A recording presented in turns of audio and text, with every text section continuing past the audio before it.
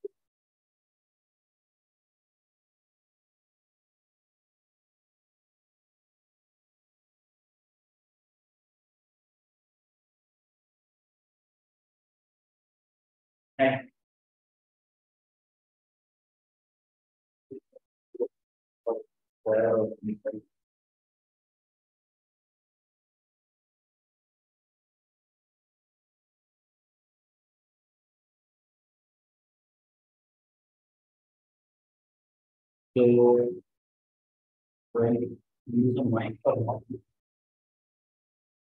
Can you hear me, Ananya? Yes, sir.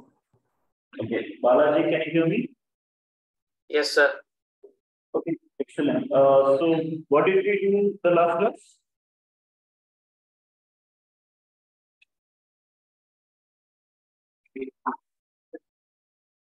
Yeah, problems based on the equations that we derived. Correct. And those are those problems that is clear to you? Yes, sir. Okay. So then we will go ahead. And it's very important that you know these three formulae by heart and that you understand these formulae clearly. Okay. So last class we also derived each of these formulae using the geometrical or graphical method. Okay. We solved a bunch of problems. We saw how they should be done. And guys, always remember this one thing. The easiest way to know which formula to use is this. Okay. So I think we will have one slide somewhere where I've written the equations, right? All three of them. Yeah. So the easiest way to know which equation to use where is it's quite simple. If the velocity is uniform, the velocity is constant, then we do not use these equations at all. Okay? We use the speed is equal to distance by time relationship. Okay? When the velocity is constant.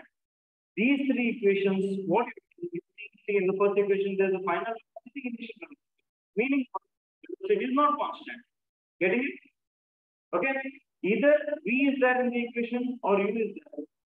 Meaning the velocity is changing from some final to from initial to final is or final to initial, whatever. Either activity. If that equal A is there. Sir, your voice is cutting constantly. I don't know what to do about it. Let me try turning off the fan out here and let's see if that helps.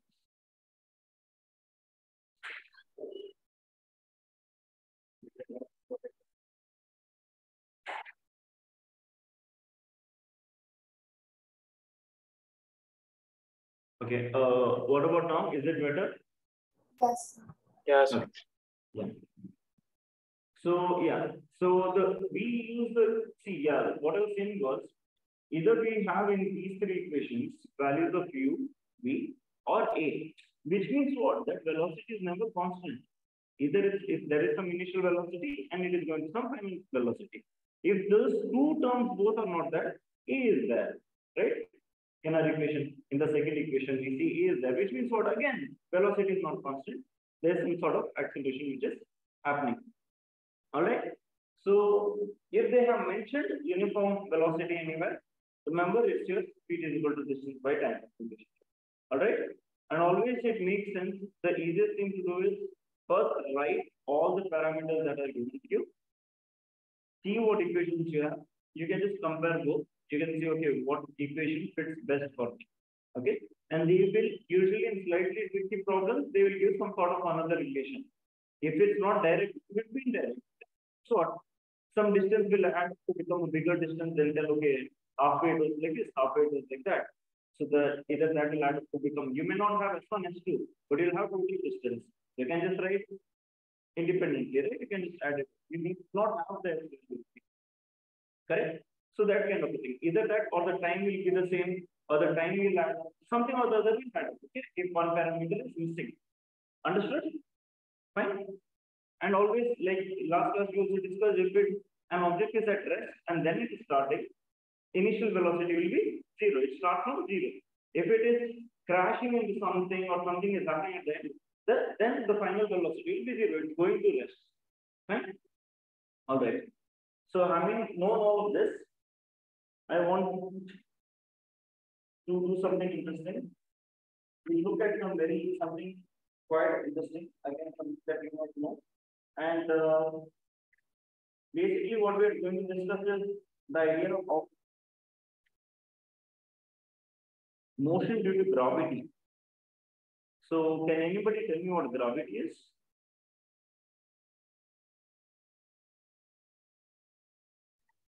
Anybody? What is gravity? It's a kind of force. It's a kind of force. Okay, fine. Anything more?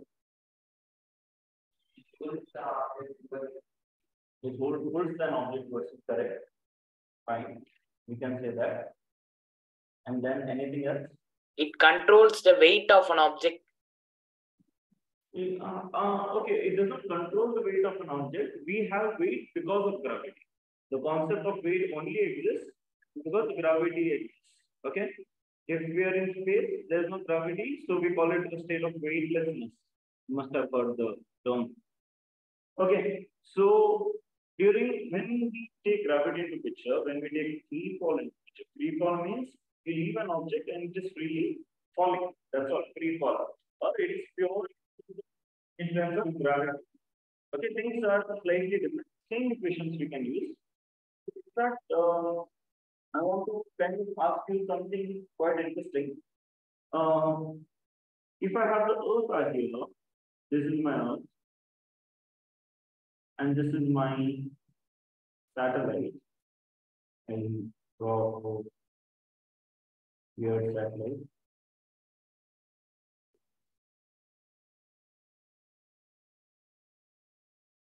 This is my satellite.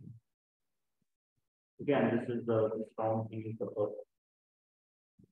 Can anybody tell me why the satellite never falls? Because it's fixed to an orbit. Zero gravity is what you say. Okay. What do you think? Atmosphere. Okay. Can you repeat the question? Balaji, sorry. Balaji, what is what were you saying? Because it's fixed to an orbit.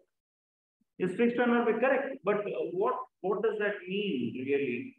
Does that mean that gravity does not exist at that place? Or what is the situation actually? It exists and the orbit does not allow it to go beyond the point like it's supposed to go. Okay, it exists, but it's orbit. But what is that? Orbit means what? There is something in space or what, which is holding it like that, which is telling, oh, you will not fall.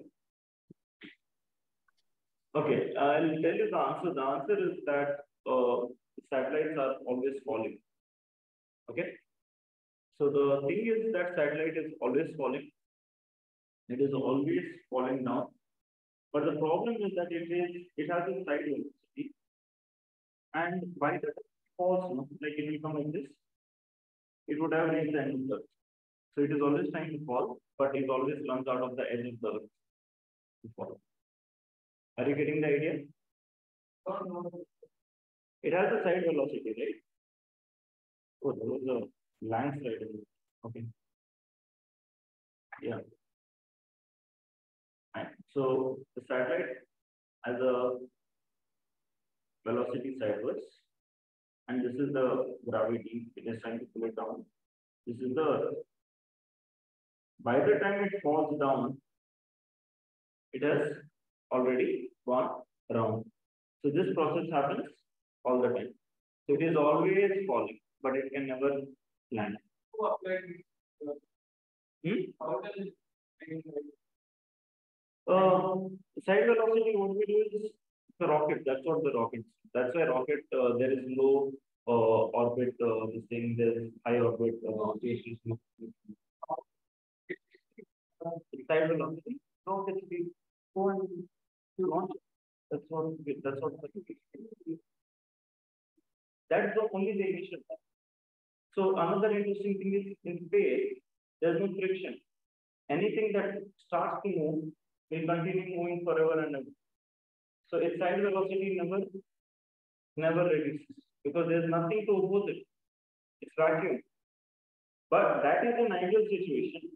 But actually speaking, little bit its velocity decreases. But it is a very small decrease, like maybe it will decrease by a few kilometers per hour velocity in 5 years. That kind of thing. So it's very less. But in order to adjust that also, what they do is they have a small boosters kind of a thing.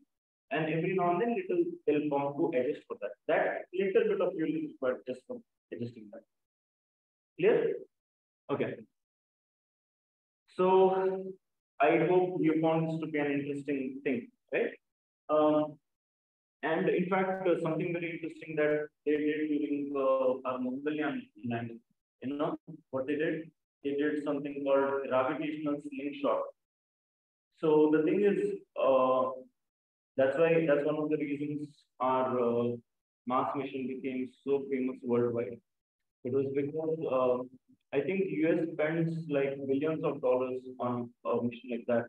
We spent less money than the movie Gravity. You know how much they spend on making the movie Gravity. Less than that we have spent on our Mars mission. And the interesting thing was what they used it was they said, okay, we have point A, this is Earth, point B, this is Mars. We'll take a rocket, we'll shoot it out. That's all. That was the logic. Straightforward, quite straightforward. And but the thing is, here it requires a lot of fuel because you have to get out of the Earth's orbit, and that requires something. There's something called an escape velocity. You have to reach that kind of a velocity where you escape the gravitational pull of the Earth. So yeah. So what happens is yeah. So what generally they do is they use rockets, very big and powerful rockets are required.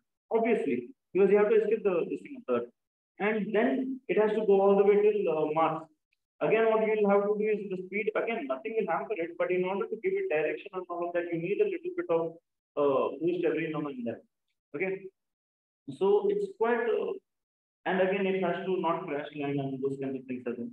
So that's what they did, and it cost them around.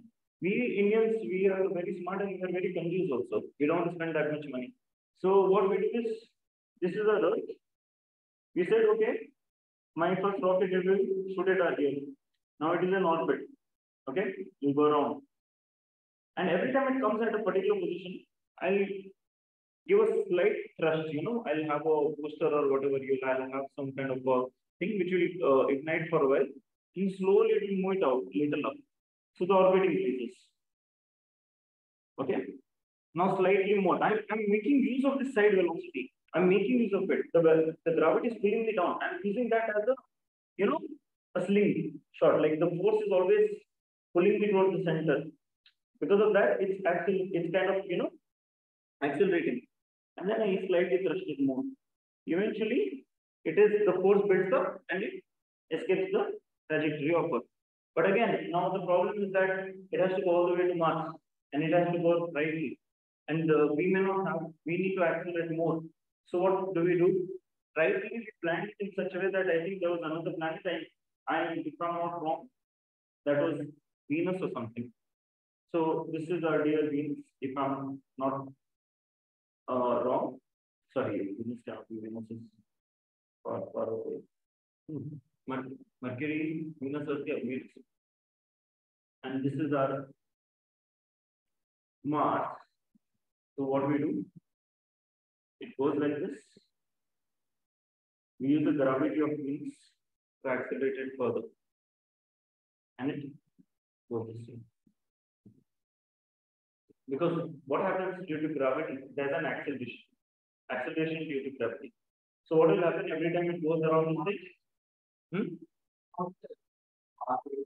That much will do. That much will control that it is not so close that it will start orbiting. It is not so far that it will just go like that. There's a perfect balance.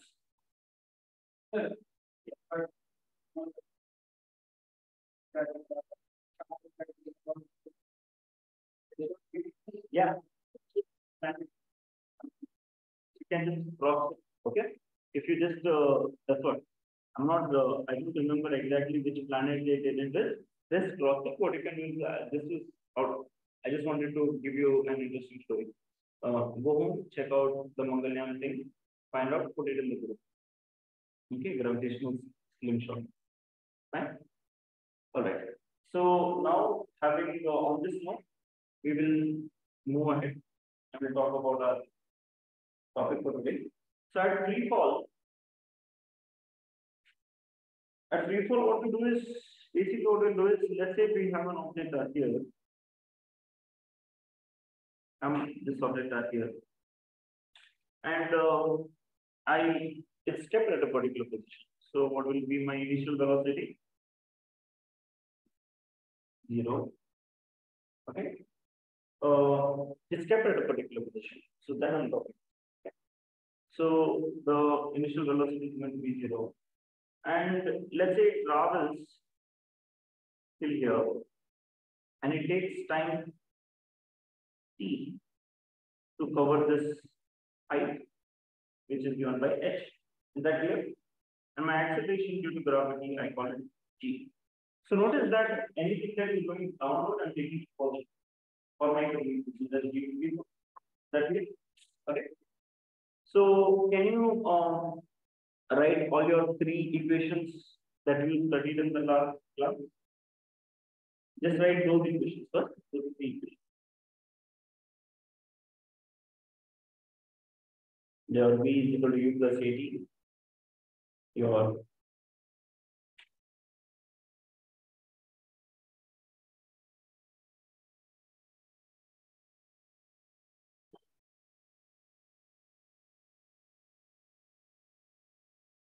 can you substitute the values that I just told you? Yeah, you take as 0 and a becomes g. Then can you tell me what is the first equation? U square is going to be equal to a. 2? U square is going to be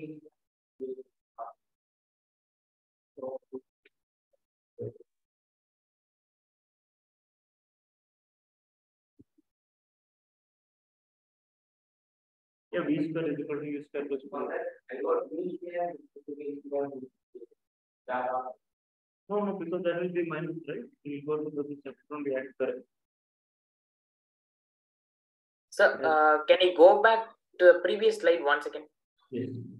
Yes, sir. Thank you. So our initial velocity is 0. So we are holding an object up and then we drop it, right? So initially it is 0 and then it is being dropped. In time t, the object falls from position A to B. We can say that.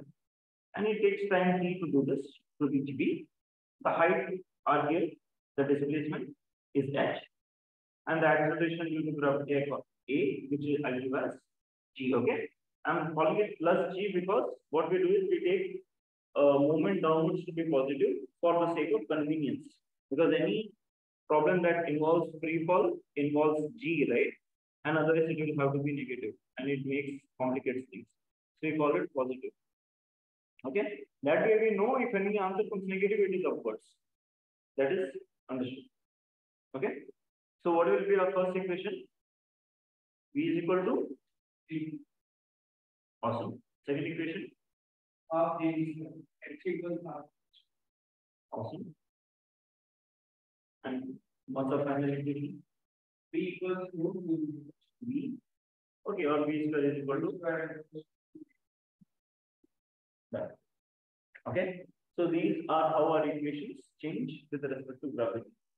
It's not that big of a deal to remember. If you guys don't want to mug it up, Just mark up the first three set of equations that we already had in the last class. They are very important. Then this is just straight for the substitution. You just have to remember u will be 0, my a will become g, and my h will become h. That will be the height. Okay, it's very interesting. Can please. So we are saying A is equal to plus G because gravity is in the direction it is supposed to be, right? Yeah, gravity is always acting downwards, but what we are taking it positive because we are changing the sign convention for our convenience. Are you getting it? For example, now there are so many problems in the world that involve the use of gravity. If for every problem I am putting minus g, my calculations will simply it becomes annoying to me everywhere minus g. Are you getting it? Oh, okay, sir. So we are not changing it according to the question. We are just changing for convenience. For convenience, we are telling, okay, wherever gravity is there, g is there, it will be positive, acting downwards, it is positive. But if at all my answer comes in negative, I know the direction is upwards. Getting it? Oh, okay, sir. So it is common sense. If the down is positive, negative will be upwards. Right? It will not change things that much. Okay? Yes. Fine. All right.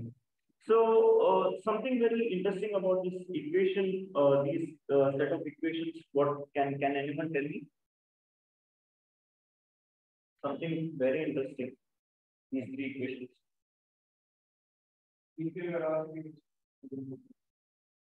Initial velocity has no effect. Correct? Awesome. There is no effect only. The U term is not there. It does not care about what your initial situation is. Awesome. And there is one more parameter, only one parameter that describes that is enough for G is there, that's a constant. But in the first two equations, we have the term T. Only T. If I know time, I can get everything. Even the last one. Right? If I know time, I can know anything I want. I just need to know time. If I just have time, I can calculate the final velocity in the first equation. If I have time, I can calculate the distance which is traveled. Second equation. If I have time, first I take V, that I can put in the first equation, which is the same thing as the second equation. So all three equations are, it's very straightforward. Only time is required for me. The job is incredibly simple. Okay. But even then, so using these equations that is very strong or not, we will look into a particular problem. I want you to write the problem down, note the problem down, and try to solve it. Same setup. It's quite easy. Okay. Excuse me, sir. Yes. So for G, we are substituting the universal gravitational constant. Correct. 9.8 meter per second square. Okay, sir. So these set of equations, can we call them gravitational equations? What are the names given, sir? You can call it whatever you want. These are nothing. They are the same equations of motion, just under the influence of gravity. So okay. They are not some special equations. Your first three equations that were there, they are the special ones. This is just a modification of that, or a limitation of that, you can say, in the situation of gravity. That's all. Understood? Yeah, sir. Just like, for example, you are a very special person, but under different situations, you may act differently. And when your guests are around, you'll act differently. When your family is around, you'll act differently. That is you under a special situation, correct? So this way, these equations are the original characters, but under special situations, they act in a special way. Under the influence of gravity, this is how they behave. Okay, that's the whole idea. Okay, sir. Okay. Fine. So can we write down this problem? I'll read it. Note down. Body is dropped. I repeat. A body is dropped from a height of 300 meters. A body is dropped from a height of 300 meters. Exactly at the same instant. Exactly at the same instant. Another body exactly at the same instant, another body is projected from the ground level. Another body is projected from the ground level vertically upwards with a velocity of 150 meter per second. Okay.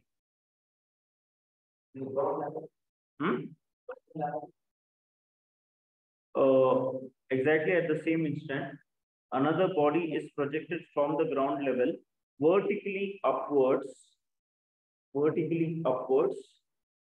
with a velocity of 150 meter per second. Find when and where will they meet?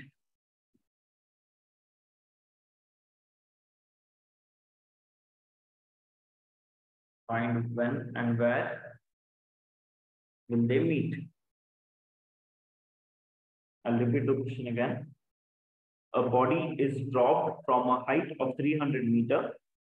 Exactly at the same instant, another body is projected from the ground level vertically upward with a velocity of 150 meter per second. Find when and where will they meet? Okay. Here the value of no. Two bodies are there. One is thrown from up, another one is thrown from down.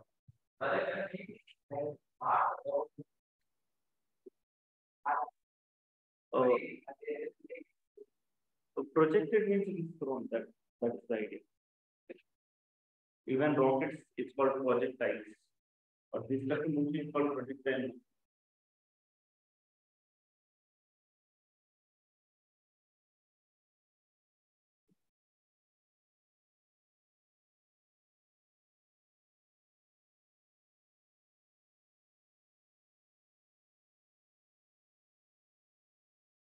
So, is the time 2 seconds? What? The time, is it 2 seconds? How do you solve so fast? Or is it that you look at the I just had to like substitute the value in the formula. Okay. Yeah, the time is 2 seconds. But I'm not sure in what way you have done. But yeah, you are right. Let the others go with it.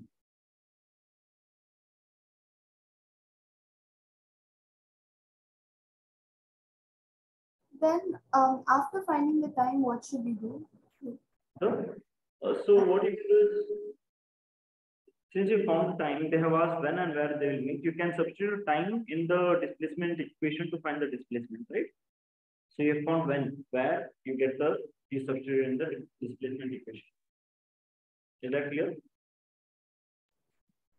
So I have 1 minute. I don't understand. Yeah. 1 minute. I'll just do it. I'll do it and I'll show it to you guys.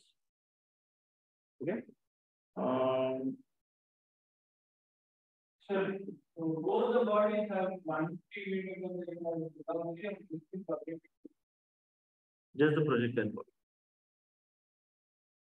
Okay. See, listen. There is one which is coming down, another which is going up. Clear? So I'll call this body A. I'll call it B. So and so this will travel the distance S1. This one will travel the distance S2 somewhere. Fine. So my S1 plus S2 is what? Yeah. Do I know an equation that the S values? What? Or here we will actually see that is a special case when the initial velocity is, but now the projectile is having an equation. So you cannot do that. No, projectile is thrown. Gravity is there. When it is thrown, it is initiating the 150 meter per second. Okay, I wanted to try you guys to try this out. See, here I can say not given plus half g t square. But the interesting thing is this. See, here this will be okay.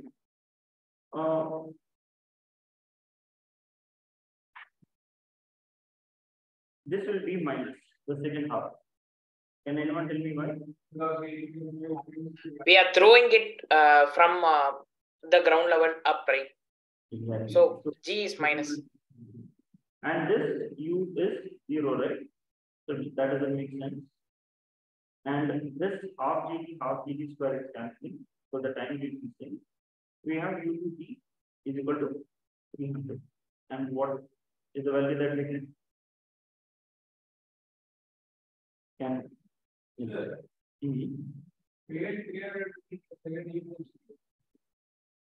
No. Not We are finding time. yeah.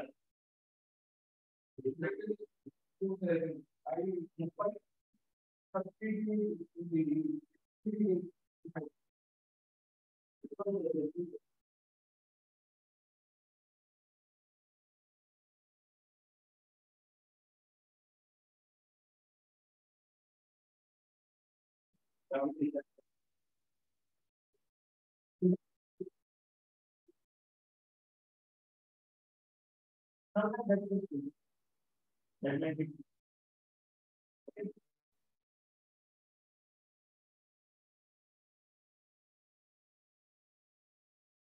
But the right way of doing it is this. It's like, sometimes you're coincidentally you do something and it turns out to be right because the values are in such a way. Okay, but this is the methodology. What do you get time to be? Okay. And now using this, can I find my displacement? I know it is equal to. See, this is what you're asking me. So we know the time now. You just have to directly substitute back into this one is equal to UP plus GT square. This is 0. So S1 will be half GT square. And you put your 2 in here. Right? So what do you get?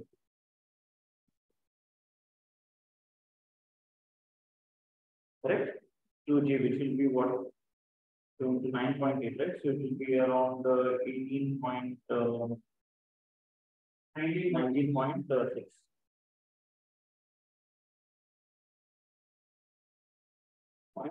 That is the meters of the distance. Did you understand this? Anandi? Sir, one thing, sir. Yeah. So you're substituting gravitational constant there, right? 9.8, correct. Yes. G is 9.8 meter per second. This is my G, okay? I hope you are not getting confused. This is G. So G is 9.8 meter per second. Correct. Meter per second square, sorry, acceleration. Second square, it's acceleration. Okay, sir. Is that clear to you? Yes, sir. Is this problem clear to us? So S1 was what? So this side I can write as 19.8, right? 19.6, sorry. 19.6. So can I find what is S2? 300 minus 19.6. Okay. Always when you're hand questions like this, find out distance from what kind of distance they've asked you. Whether they've asked you S1 or S2, like the question will be written same. When and okay, here they have said only when and where will they meet. Sometimes they will where will they meet with respect to the ground or with respect to the maximum height or something like that. So you have to be very careful in reading that and solving for that. So at the end you want that. If they ask you for S2 or something like that, or which is the maximum height that the body from the lower object just will reach, and you find only S1 and you leave it like that, you have not actually answered the question. Correct? This one? Excuse me, sir. So where they will meet is 19.6. Yeah. Is it correct? S1 is 19.6. Correct. Yeah. No, I didn't understand why you said 300 minus 19.6. Oh, so what I said was what is 19.6? It's S1, right? Yeah. So if you want to find S2, let's say, what will you do? Total Oh, height minus S1, no? So it yeah, will yeah. be 19.6. Oh, okay, sir. That's all. Oh, okay, sir. I got Okay. confused. So what I was telling them, if you did not hear, was that depending on the person, sometimes they set the question paper in such a way, they'll be very particular about what they ask. Okay, Balaji, they'll be very Yes, sir. particular about what they ask. Sometimes they may say, find the distance from the ground level or from the bottommost point. At that point, we have to find S2, not S1. Okay, you have to read and answer according to that. Understood, sir.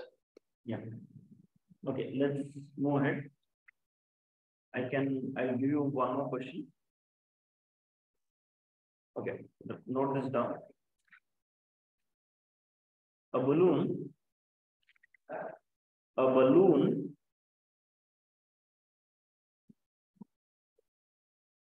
is rising up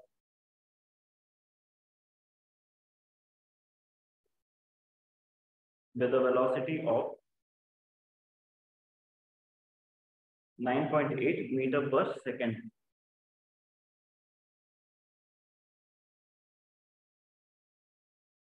And a bag is dropped from it.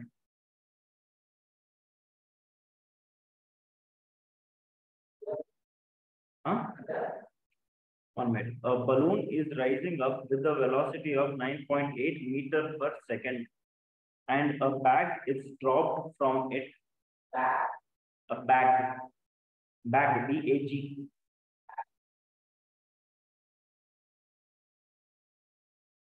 Bag is dropped from it.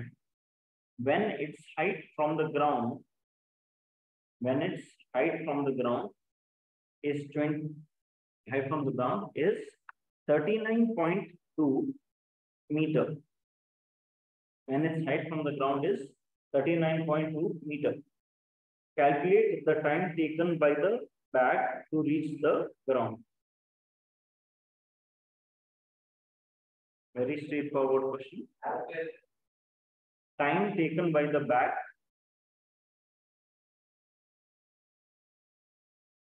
to reach the ground.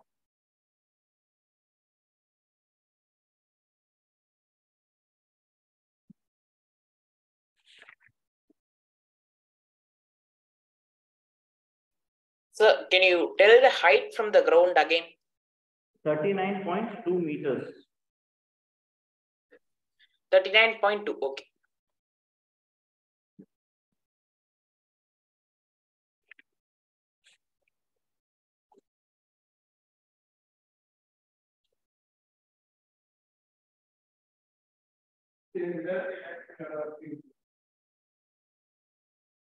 Will it be 0? Yeah, but is its initial velocity 0?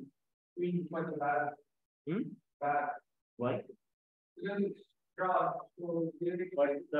dropped from where?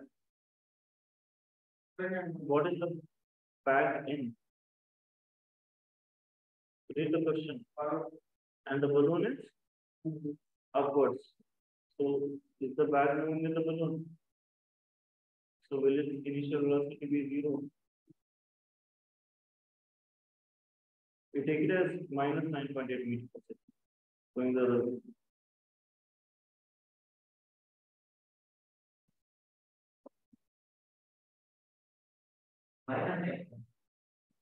So the idea is basically that your velocity, when your velocity is in the same direction as your gravity, it takes them both to be the same sign, which is positive.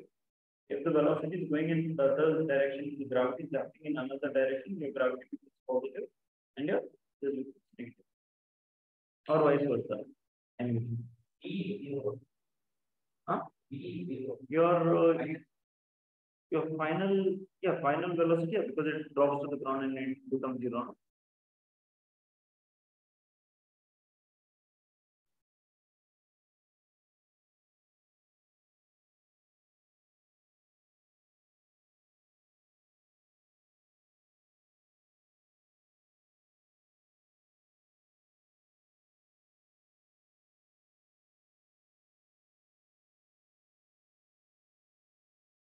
It's a very straightforward question.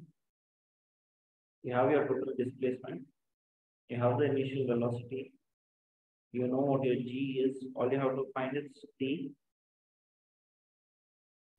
Gravitation will be negative. Sir, is Yeah, what? 9.8 will be negative, right? 9.8 Will be negative, right? will be magnitude. No, will be negative. I did not get your question. What? Will 9.8 be negative because the balloon is going Yeah, up? the velocity is negative because it's going opposite to the direction of gravity. Gravity will take positive, V will take negative. What your view? Huh? Yeah, correct. sir, is T square equal to 7? No, T square will not be equal to 7 because T you get as 4, so 16 is what you get as T square. Right? Guys, what is our equation? S is equal to UD plus R GT square instead of 8G, that's all. And what is my value out here? 39.2, that's all. And what is my U? It's going in the opposite direction, so I'll take it as minus 9.8 E plus half. What is G? Again, 9.8 for T square. Solve.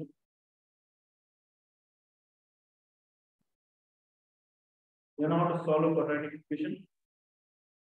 B square minus B square minus plus or minus root of B square minus 4AC4. Minus B plus or minus root of B square minus 4AC4. Yeah. You will solve using?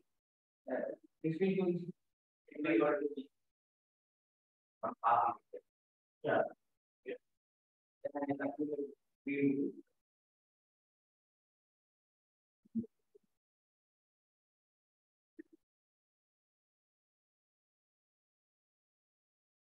So we have done two half. This is correct. And that's right.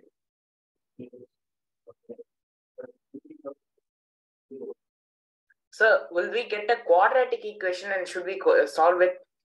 Yes. Then we have done.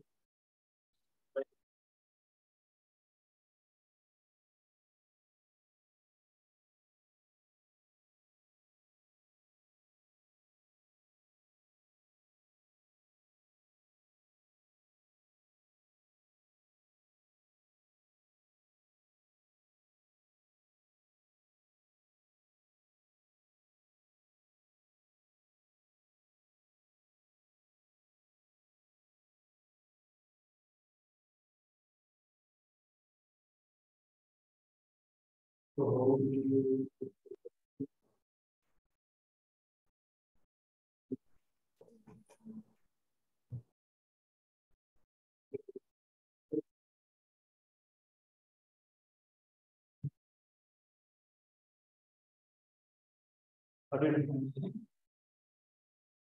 We have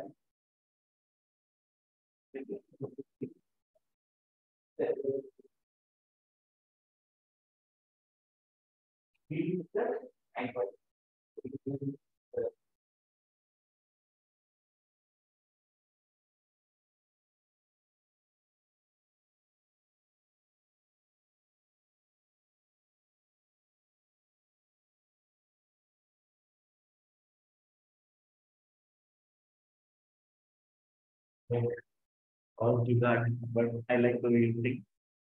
Okay. Huh? Yeah, answer is correct. If you solve the quadratic equation, again you get 4 seconds. Correct. Okay. So shall we move on? Guys, shall we move on? Okay, let me give you guys a minute. See the time, 1 minute to figure some things out, and then we will. Okay. See, sometimes what will happen, sometimes it will work out because at the end, all the equations are giving what is velocity. So there are special cases of one another. How did we solve these three equations? We solved it from time. Remember displacement versus time graph. So there also the idea that from the same concept of displacement versus time graph, they are deriving these equations. And we use the same idea. This velocity, that velocity. What is velocity? Distance by time, same thing we use. So they are very correlated. Sometimes if you use the wrong equations also, you may get the right answer. Just because they correlated to one another, somehow it balances out. So they are derived from one another. Okay. But that may not always be.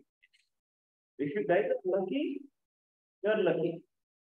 Otherwise, it is better to follow the right method. Okay. Sir, is time equal to 4 seconds? Yeah, 4 seconds, correct. Excellent. So, if the teacher is, what will happen? Sometimes you get this quadratic equation, you are not able to solve it. Let's say something happens, exam, you don't have time, you are not able to solve it.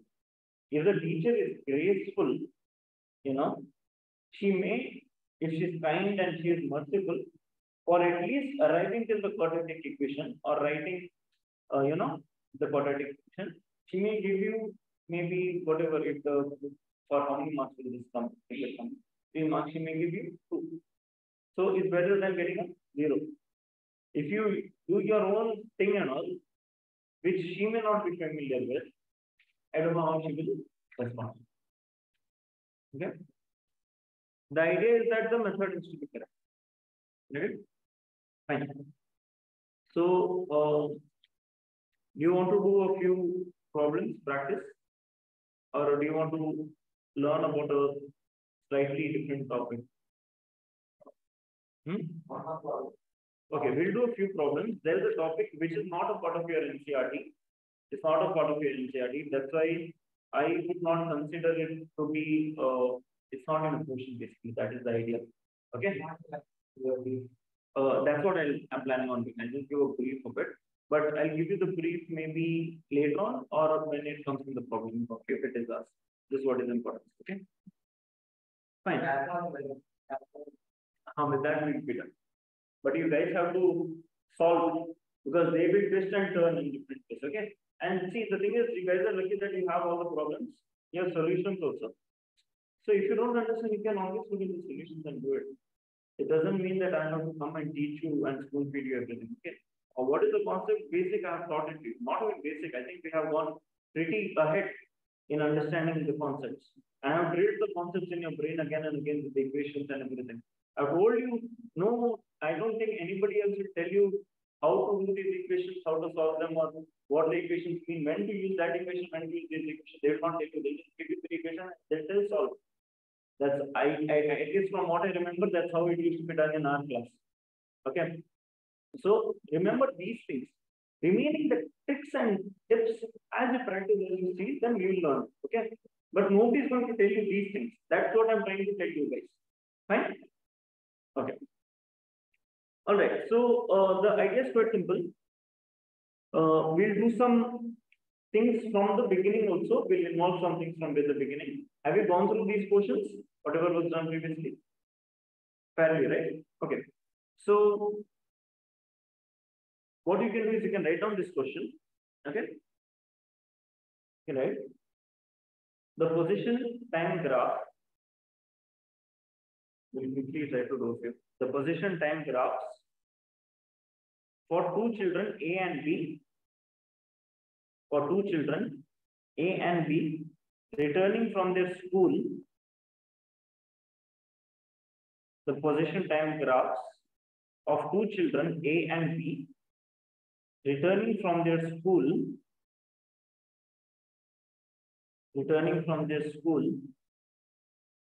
O, alphabet O, to their homes, P and Q, respectively, are shown in the figure. Okay.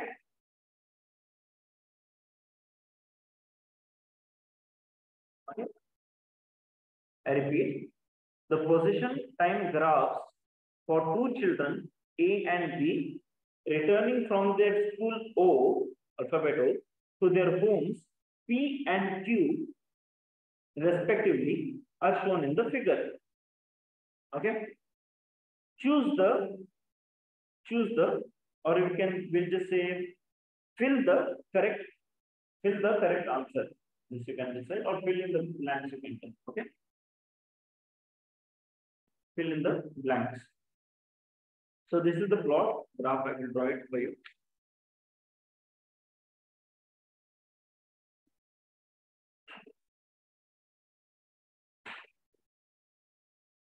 Okay.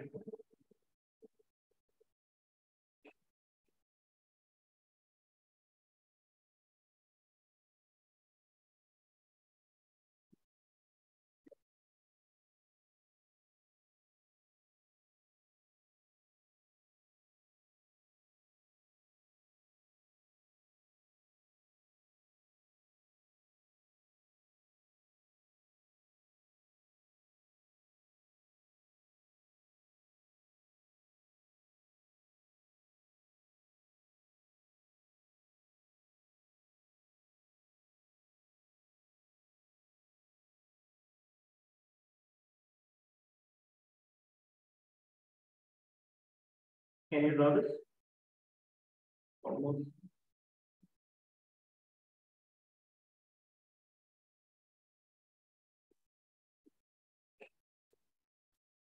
Draw this plot. This is O, okay, and the origin.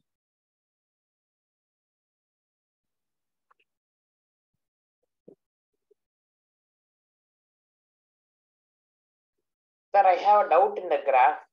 Yeah. Sir, in the question they said that both are coming from O. Why B is starting beyond O? So that is just the time, this thing, that is the idea. Oh. It's Okay, just that they're starting at different times. They're not starting, one is starting from O, another is not starting from O. This is how it was given. I agree with your point that this is not the exact graphical representation, but the idea is essentially that A starts earlier in time, B starts later in time. I'm already giving you a clue to some of the answers. Okay, so if you have drawn this graph, please let me know.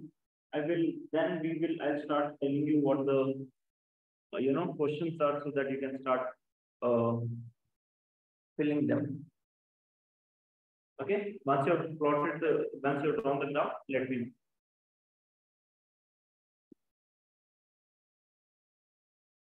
And see, in this graph we have our displacement. Okay. Yeah, xt. Position or distance. Okay. Position. Is that fine? Everybody drawn? I'm assuming. Okay. So write the first question. A. You can write a subheading A. And that will be dash lives closer to the school than dash.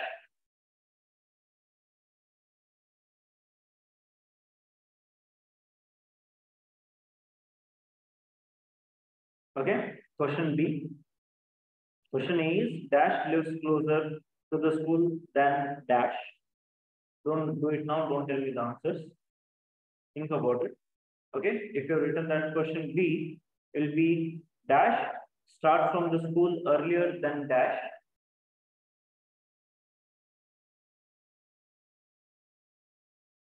Okay. So I'll repeat the first one. The first one is dash lives closer to the school than dash.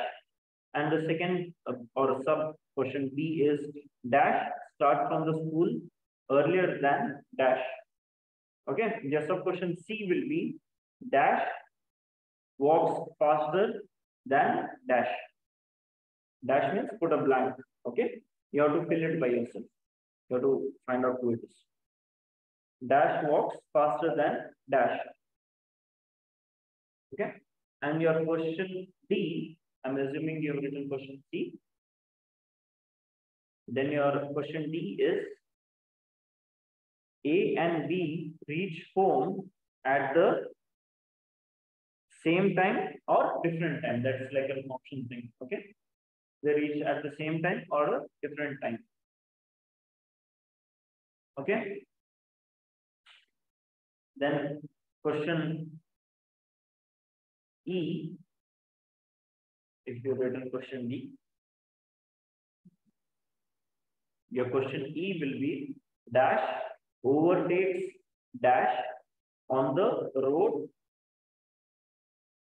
dash overtakes dash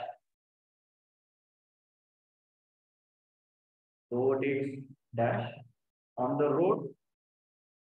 Now you have options once or twice. You have to select whether once or twice. Okay, sit back. Don't tell me the answers. Fill them up in your book and show it to me. Okay, don't yell out. Think about it. It's quite simple. So I don't want to spoon feed you. I'll give you 2 minutes to think about it, and then we will see.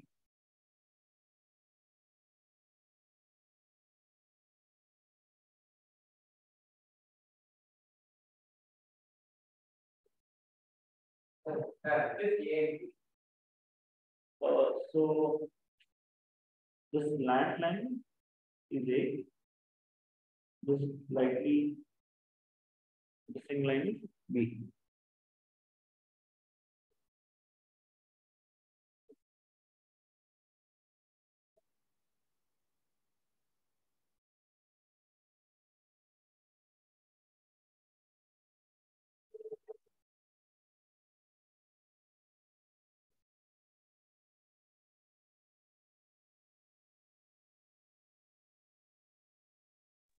Sir, completed.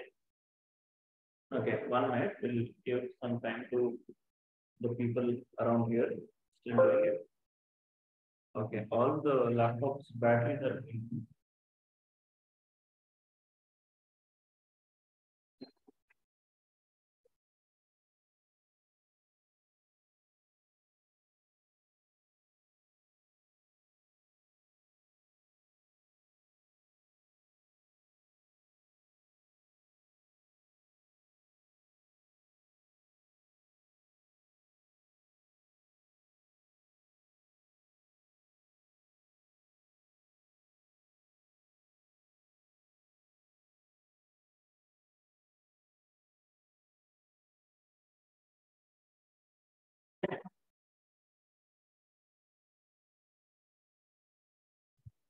Yeah. Okay. I will start going through them now. Okay, so what is the first question? So who lives closer? A lives closer. So see, what is the position of A? A is position along the. So my y-axis is giving me position or distance, right? So if I draw this for A, it will come at B. For B, where is the position? Its final position, home position is at Q. So is OP bigger or OQ bigger? OQ is bigger. So OP is smaller, basically, and the distance which is traveled by A is smaller, less. Is that much clear for all? Everybody? Clear, no? Okay, fine. Okay. So who starts earlier? Who starts earlier? No. A starts earlier. A starts earlier. Because B is further away in the time. He reaches to O before he goes like this. O is this is around this is our position. Guys, my position is shown along which axis, please? X-axis. Correct? Yes. So at this position is my O, this position is my B, this position is my Q, you are getting it? You able to relate that? It has nothing to do with time. This is a different time. This is T1. I can call this T2. It may, okay? So both of them, T1 and both A and B are T1 and T2, both of them are at O only. Their position is at O, their x-axis, sorry, their y-axis position. Clear? Is that much clear? So both are at O. Now time is passing. Time goes to T1, let's say 0, 1. At one, A, B, B.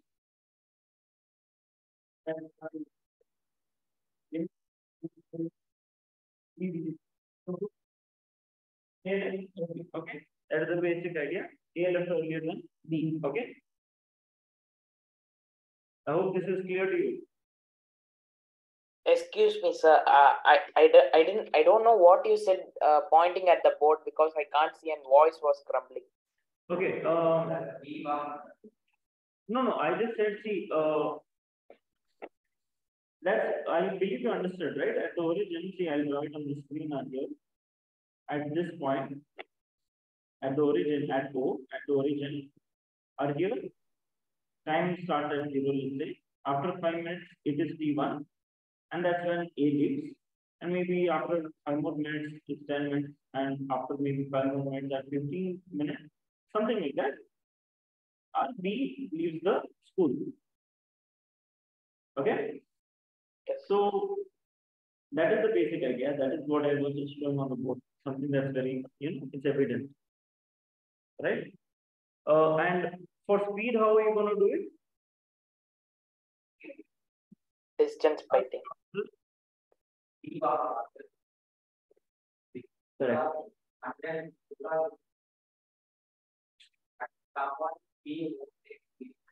That is your idea. Okay, that is how you do it. But the idea is simple. We know how we can get velocity from a position. Velocity is nothing but the slope rate. So d position I will write ds by dt, because here x is on the y, it may confuse you. Okay. So the time, you can say that it is the same, right? E3.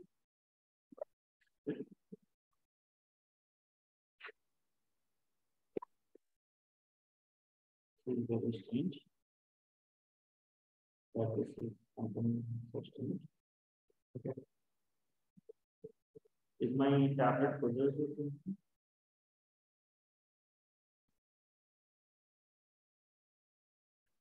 Okay, so it's acting funny. But let me write it out here. E3. This is my total time. It is shared by both of them, correct? But which has the, so for what will it be for V, what will be the for this one, which has a greater change in position with respect to time, whose slope is more. Yeah. So we can see that actually, see, T3 is my total, this one. For B, my time starts at T4, right? So the change in time is very little. The guy starts quite late. So in less time period, so his B will be less. He covers more distance. That is the basic idea. You don't even have to write slow. I mean, if you have this much basic idea in your mind, right? 1 minute. Does this help you guys on the? Can you see me, Balaji? Yeah, sir. Yeah. So the basic idea is for velocity, it is what? Change in our position with respect to time, right? So we see that for T1 for a long period of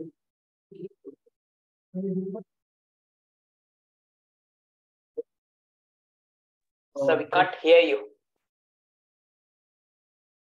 Okay, so what I'm saying is, see, for this one, our A guys, for A,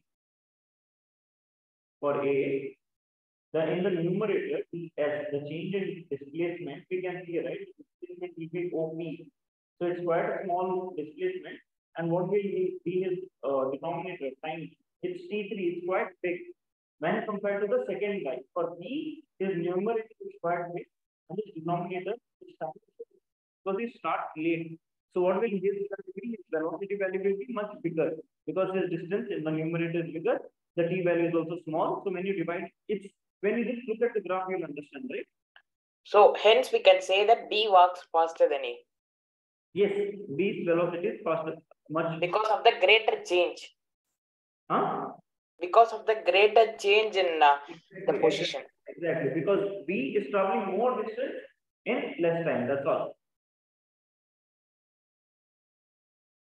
Correct? No? Just look, both compare both of their this thing and do it. Yeah, yeah, sir. Correct? No? Yes. Or do you want to just write it down so you understand? No, no need, sir. Understood. Understood, right? Ananya, understood? Yes, sir. Okay, so do the question D, do they reach at the same time or a different time? Yeah, they reach at the same time. Good. And who overtakes whom? B overtakes A. Means we start A, B overtakes A.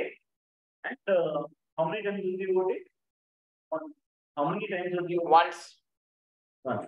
Awesome. Good. So have you kind of understood how to read these graphs? There's nothing else. There's absolutely nothing else. Position, time, maximum velocity, slope. That's all. Okay? Yeah. They clearly have a time gap between two each.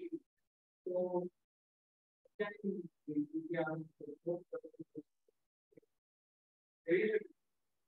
So my time is T.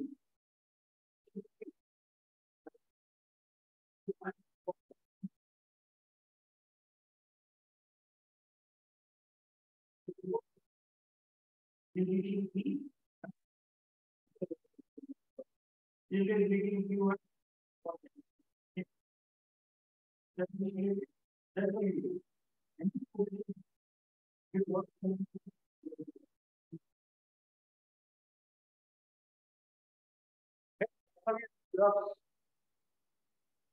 if I have an X are here, I have a T are here. And say only the position. Okay. And that's it like this. So how will I find out the time? Or let's say I have a line, there's just not this line like this. But just look at this thing.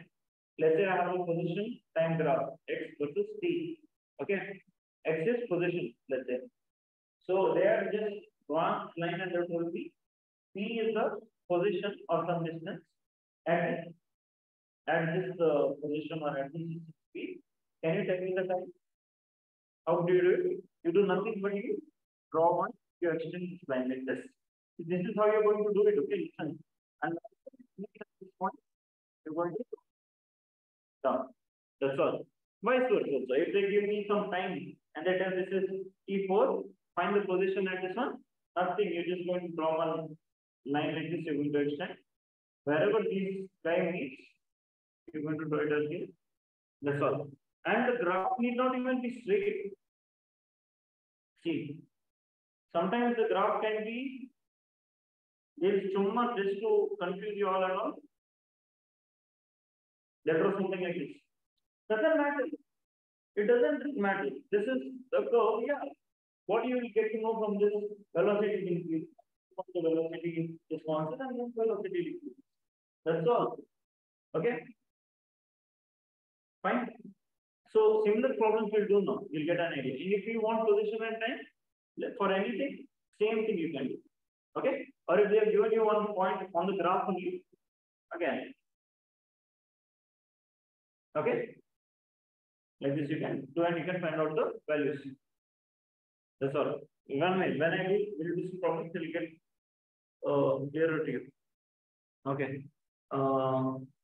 Fine. Quickly note this down. A woman starts from her home at 9 a.m.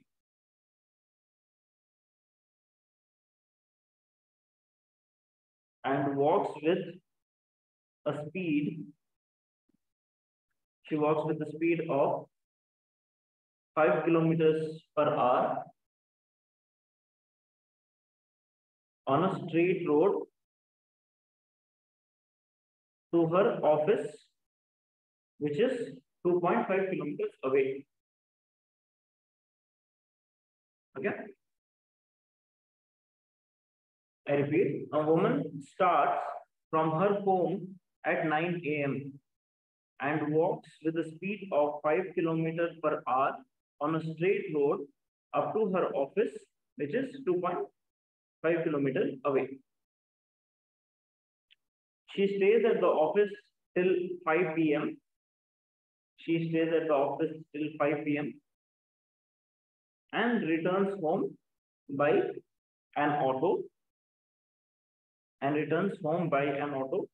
with a speed of 25 kilometers per hour.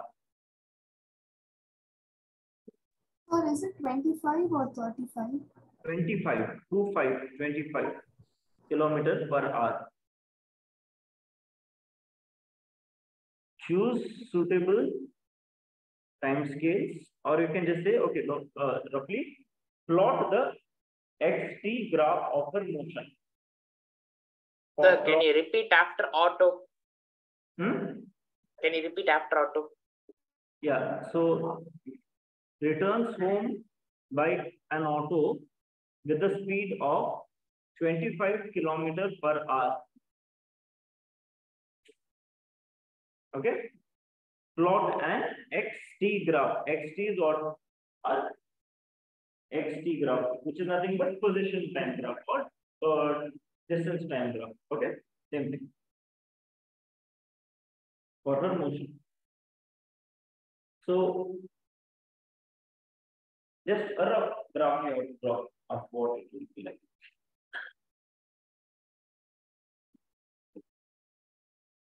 And with all the information that you have, read it again. I want it at the end to come in this. Okay.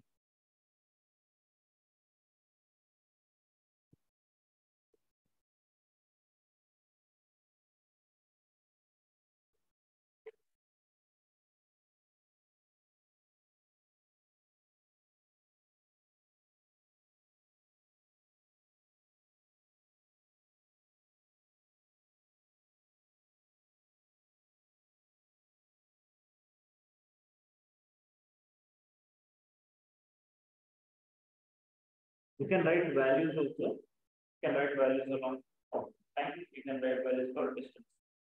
Okay. Yes. We start at 9 p.m. But do you know when she reaches the office? You don't know. But do you have the information with which you can find out when she reaches the office?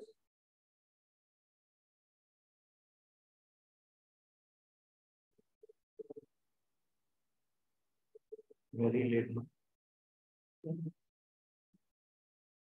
So first one was 9 o'clock. Second value will be 9:30. Correct. But and along the x graph, you can write in terms of kilometers, right? You can say this is going to be, it is going to have a unit, it is going to be kilometers. This you can say hours or minutes, whatever is convenient to you.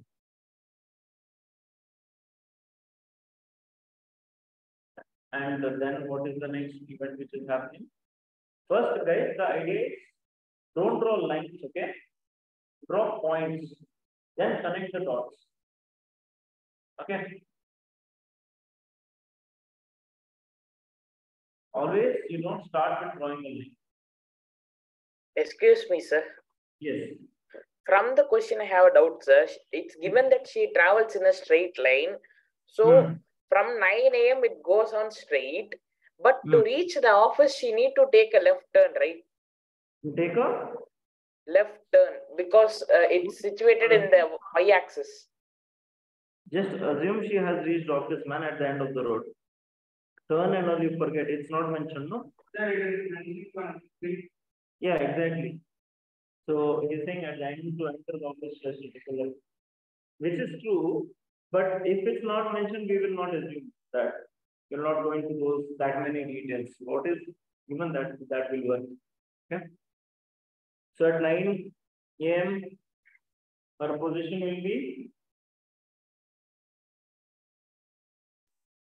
9 a.m. Where is her position? Home. So x will be, will it have some value? No.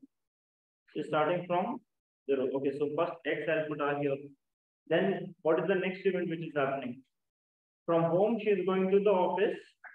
Okay, we do not know that she is going at 9 a.m. She will start at, let's say, 9 a.m. Fine. So she is going to her office, which is 2.5 kilometers away. And I do not, and 2.5 kilometers. So my maximum value will be for 2.5 kilometers. So I'll say, okay, this is, let this be my 1 kilometer. This will be my 2 kilometers. Let this be my 3 kilometers. Clear? Fine. So to go to our office, what do we have? We have information on the distance, and we have the information on what? Speed. So what did you find? According to this, can you do the rest now? Figure it out. Just draw points, okay? Don't draw lines now. Come on. We have to One graph. Compress it. Okay.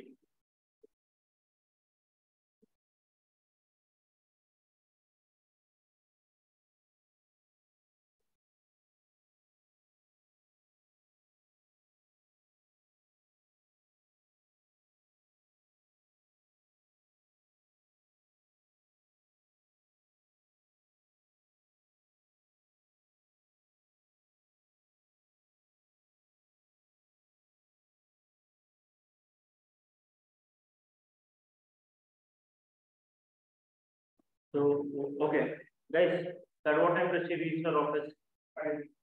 No, reach her office. 9:30.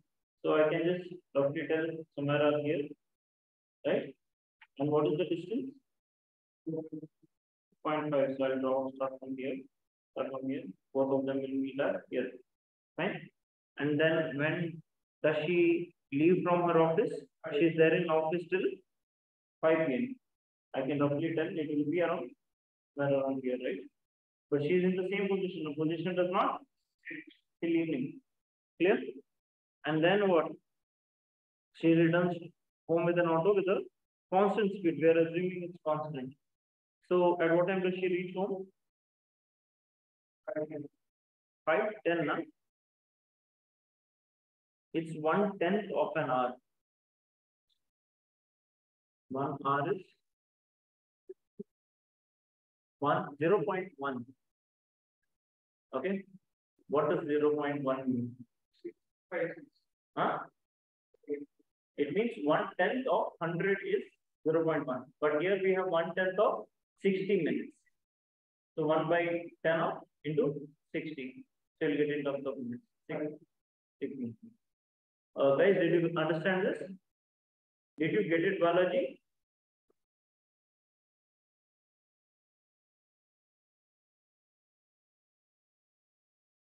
Hello?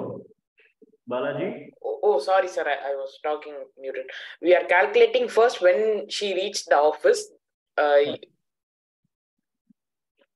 So after that, we are calculating at what time she reached home. Yeah, were you able to get the answer? No, sir. Can you please calculate and let me know? Yes. Awesome. Good. They have already plotted the graph here. They are already showing me the answers, Balaji. Okay. So we have to, and what about you, Anani? So I'm drawing the graph now. One second. That's all. Same for the auto thing. What do we do again? We do P is equal to distance by time, right? So what will I do? This will be Guys, did you understand? If you did not understand, you can just let me know. I will explain it to you. No problem. It's very simple. Very simple. If you guys you want me to explain, you can just tell yes. There's no shame in that. That's okay. We'll go through it again. But I want you guys to understand what we're doing here. Ananya, Balaji, you want me to explain again? Sir, I understood. You understand? Sir, I understood, sir, but I'm unable to do, sir. Okay. Like, what is the issue? No, I don't know how to proceed. Okay. So the thing is, the first we take 9 o'clock. That is what is given to us. So we know that she's at home. So if I were to take an XY graph, right? And randomly I'll put some, according to what values are here. Okay. So her position will be what? Lowest, no? Yes. Correct? So this is at what time? 9 o'clock. So I tell, okay, this is at 9 o'clock. This is how I'm going to draw the graph. Next, what is the event which is happening? She is going to office. Okay. But they have not told us at what time she is reaching the office. Okay, let's call that T1. She is reaching office, but we don't know. But I know, what do I know? I know that she takes the distance for her to reach the office is 2.5 kilometers. And the time that her speed is 5 kilometers per hour. And I know what my speed is equal to distance by time. Or what I can do is I can find my time. So I'll find T1 is equal to distance by speed. So in this way I can find my time. So we get 0.5. Yeah. 0.5 hour. So the idea is what she started at 9 o'clock, but she reached the time taken for her was 0.5 hours. Means what? What is 0.5 hours?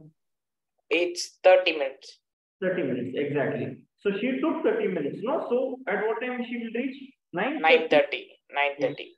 Exactly. So I will draw something again, which means let's say 9:30 along my time graph. Along my x, what will be the value? It will somewhere 2.5, no? So I'll put some scale, I'll call it 1, 2, I'll call this 3. So 2.5 will come out here, right? So at 9:30, where it should be along x axis, this is the point. Along y axis, this is the point. So I'll extend this both are here. Straight line, okay? My line is on. Okay. So where it will meet? It will meet on here. So this is going to be my second point. Correct? Yes, sir. And what is the event? What is happening next? She will return with the speed of 25 km per hour. She'll be in the office till what time? 5 p.m. 5 p.m. So this is 9 in the morning, right? And this was 9:30. So I just, you can just draw the thing. This is 12 o'clock. This is, let's say, 3 o'clock. And this is, let's say, 6 o'clock. So 5 o'clock will come back here, right? So at 5 o'clock, where is she now? At 5? At 5 p.m., where is she? At 5 p.m., she's in office. Correct. She's just leaving, right? So she's still in office. So 5 p.m. where position be X? What will that be? X will still be in the same position, but in the x-axis it will be 5. In the yeah, correct. In the x-axis it will be 5. Along the y-axis it will be same. So third position will come out here, correct? Yes. So again, now for the fourth position, what will happen? She will take an auto and she'll travel with the speed of 25 kilometers an hour. So I know the speed. Again, the distance is obviously the same, right? 2.5 kilometers. So can I find the time? Yes. Oh, okay. So I got it. Okay. Yeah. So the time will again, when you calculate, I'll write it out here. When you calculate the second time, 0.1. Okay, 0.1 hour. But the meaning of this what it's not that it is 10 minutes. This is 10 minutes is wrong. It's 20 minutes. No. 10 minutes is wrong. So what is the meaning? What is 0.1? It means 1 out of 60. 1 out of 10 or 10 out of 100, right? That is the meaning of 10%, right? Or 10. Oh. 0.1. So, but here we are not dealing with 100. We are dealing with 1/10 of a 1/10 of what? Of 1 hour. 1 hour, so 60 minutes. Yeah. So it will be what? How many minutes? 6 minutes. Exactly. Okay. So what will be my final time? She starts Final. at 5 o'clock. She starts. So 6 minutes later, the final time will be 5:06. 5 exactly. So matter. But when you draw it, it will become like this. I mean, I'm just exaggerating this. It will become something like this. Yeah, got it. All right. Is this Yes. good? Is everyone clear? This will be my trapezoid right there. Okay. All right. Yes, sir. Yes, sir. Good. All right. Okay. So are graph problems that difficult? Okay, they are doable. Actually, I wanted to do some more revision type of problems and all, but we don't have enough time for it. Let's see. Okay, fine. Come on, we'll do one last one, okay, before I send you home. Is that okay, or do we have that much time? Yeah, are you okay with that, Balaji? And, Yeah, you? okay, sir. Okay, one last problem we'll do. Come on.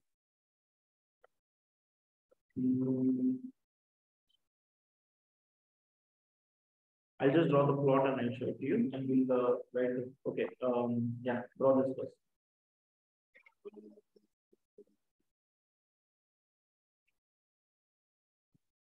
Okay.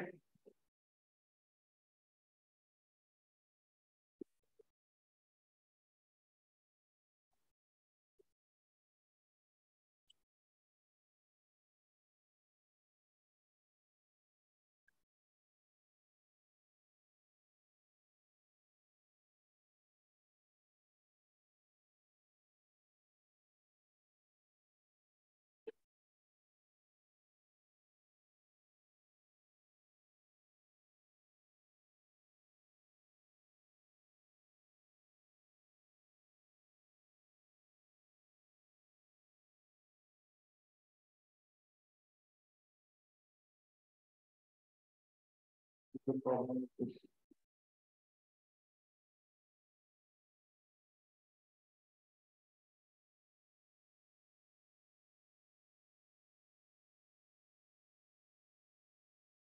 that. I'll just draw it in the next slide.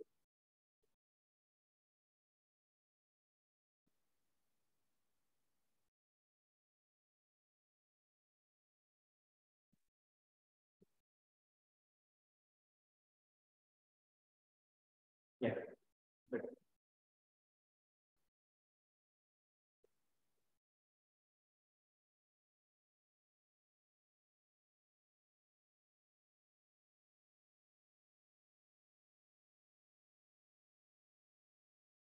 okay.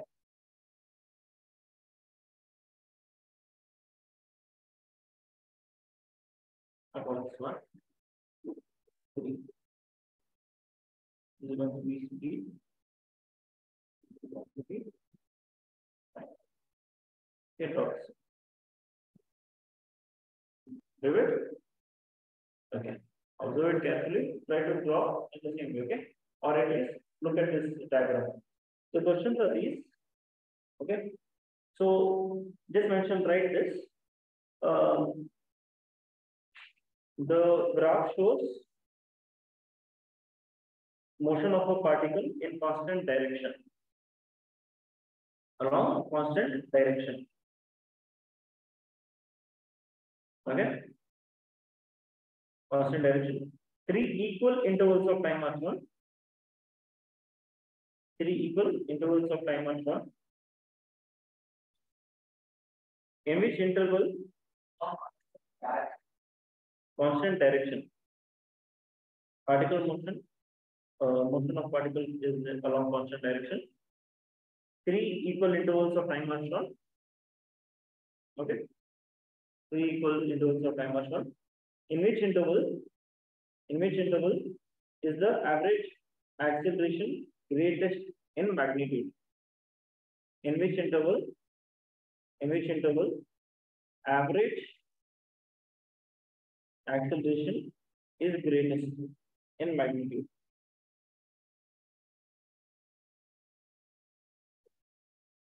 Average acceleration greatest in magnitude. Okay.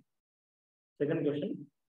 In which interval is average speed greatest?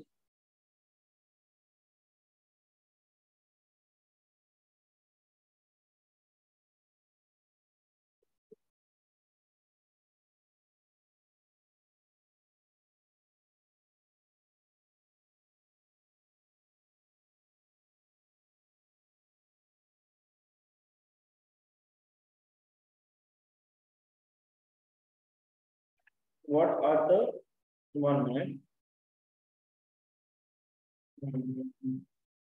Okay. Choosing positive direction. Choosing positive direction as the direction. Choosing positive direction as the constant direction of motion.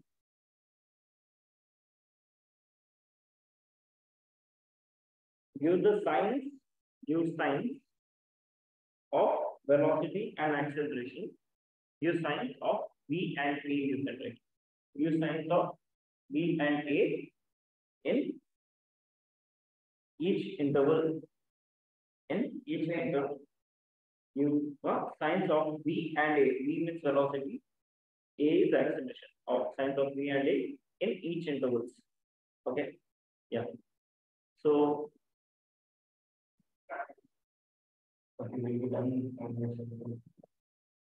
okay, fine. So can anyone tell me the first answer? How we will do it? Don't tell me what is the answer. Tell me how to do it. In which interval average acceleration is greatest? Acceleration is great. So acceleration depends on time and speed. So 3 has the most time. So can we say 3? The third interval is the greatest, has the greatest acceleration. No, that's wrong. Okay. What is acceleration? Change in basically our speed is also change in speed with time. Which one? In which interval change in speed is the maximum? To so the acceleration understood, Balaji? Sir, I have a doubt in the graph, sir. Did you draw the first mountain thingy bigger than the second one? It doesn't matter.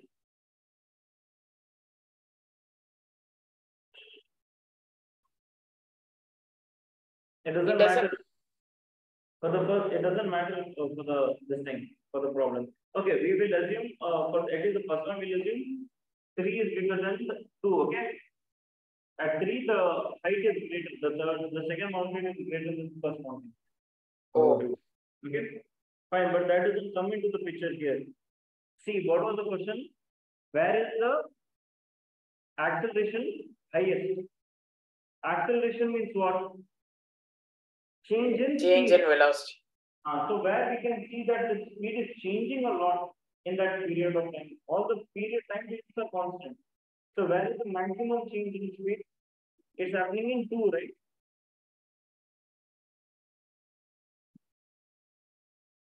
Have you understood? Let me show you. Excuse me, sir. We are saying 2 because the slope actually cuts the interval, so we can say that it has the most change.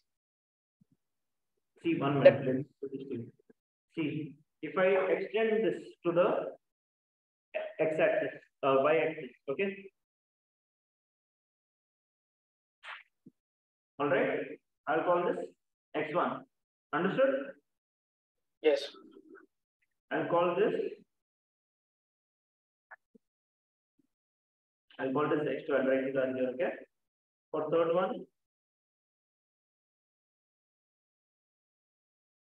almost a very small difference. Yeah, it's together also. So this is x3. Fine. This is thickness. So which one is biggest? X1, x2, or x3? X2. So the time period is constant, right? Each of these 3 slots. It's written, right? Time intervals are the same. Yeah. Okay. So in that time, same time, which one is showing the highest change in speed? X2. Correct. And what is our acceleration? Change in speed, right? Yes. So which one is the acceleration the highest? In X2. Correct. Now you understood? Yeah, yes. Okay, fine. And which is the second question? In which interval the speed is the greatest? The average speed is the greatest? Huh? No. 3. Okay. So 3 is the answer. The idea is if I average this one, if I average the first one, what average? It will be average. So the value comes somewhere in between, but it will be somewhere around here. Yeah, you told 2, but you thought 3. So it will be somewhere average, it will be somewhere here. Second, somewhere here, somewhere common units. Okay. In the second case, all the values are getting average common.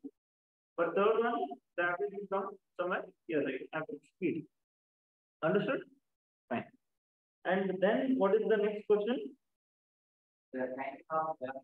Yeah, we have to give sign for the 3 intervals.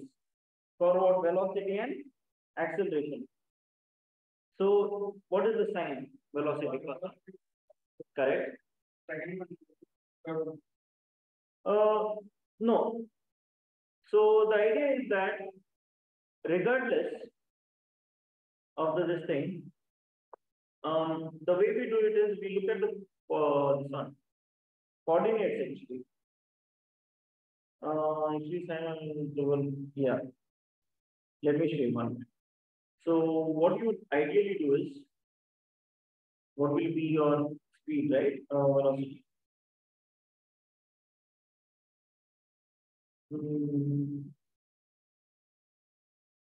Yeah.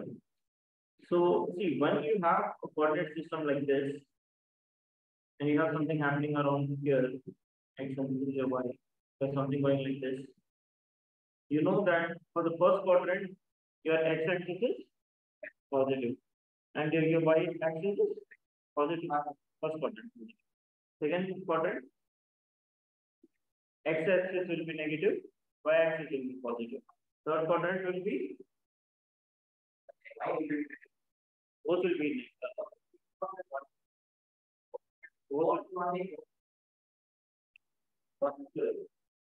negative.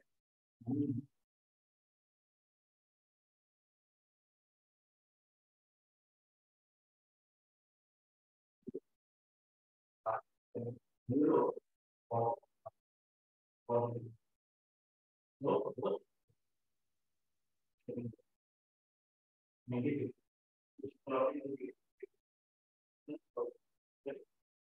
Third quadrant.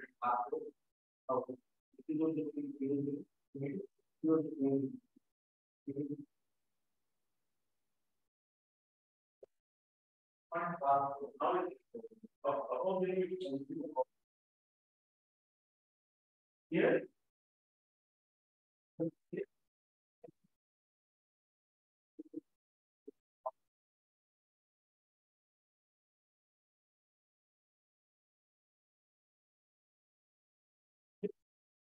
But here our values are all in the first quadrant. If you get questions in which there are different quadrants, that's when we do this. Okay. Similarly, our acceleration also will be same thing, positive only. This will be positive, except for our third plot. You remember the third plot? If it barely changes, actually in the diagram here that it's constant. Okay. So the speed is constant. What will be the acceleration? Excellent. With this, can we wind up to this class? Understood? Crystal clear? Good. Yes. Is that clear with here? Yes, sir. Okay. All right. Okay, then we'll meet next week. So with this, I have from my end done the unit. But it's like, see, the problems we can go on doing. Okay. If I keep doing the problem in the classes, I need one whole year to just do problems. of this unit, or we need at least 2 months. That's why I encourage you all to solve it individually. But whatever is required for you, the concepts have been cleared in class. Whatever is required for you. Okay? So try. If you have any doubts in any problems, you can always put it up on WhatsApp group, and we can always look into it. And but try to avoid bringing those questions in class because we have limited time. Okay? Fine. Thank you. Thank you. Thank you, sir. Yeah. Thank you, sir. No problem. Take care. Bye.